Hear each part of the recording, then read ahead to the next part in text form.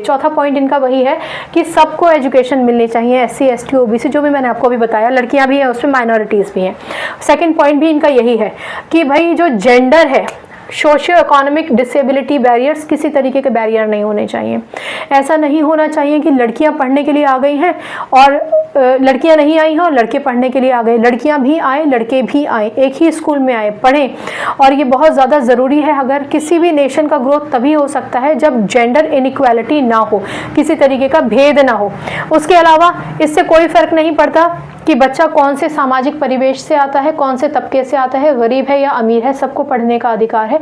सबको आप कोई बैरियर बना के नहीं रखेंगे, सबको आप सुगमता से फ्री एंड कंपलसरी एजुकेशन देंगे, फ्री एंड कंपलसरी एजुकेशन। कोई डिसेबिलिटी बैरियर नहीं होगा। पहले शब्द इस्तेमाल किया जाता था विकलांग, मोदी जी ने उसको दिव्यांग कहना शुरू किया।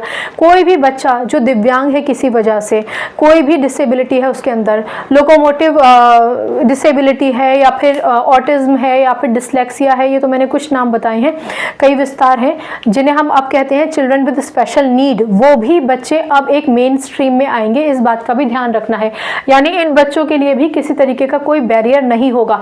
जब हम किसी तरीके का कोई बैरियर नहीं रखेंगे तभी तो हम कहेंगे कि यूनिवर्सलाइजेशन एसेस हो रहा है। यूनिवर्सलाइजेशन का मतलब ही क्या है कि हमने हर एक बच्चे को लिया है। इससे कोई फर्क नहीं पड़ता कि वो बच्चा थोड़ा सा स्लो है, स्लो लर्नर है या फिर किसी और तरीके का उसमें इस तरीके की उसमें दिक्कत है कि वो बच्चा मेन स्ट्रीम में अभी तक लाया नहीं गया था, अब लाया जाएगा, तभी आप कहेंगे ना कि यूनिवर्सलाइजेशन हो रहा है।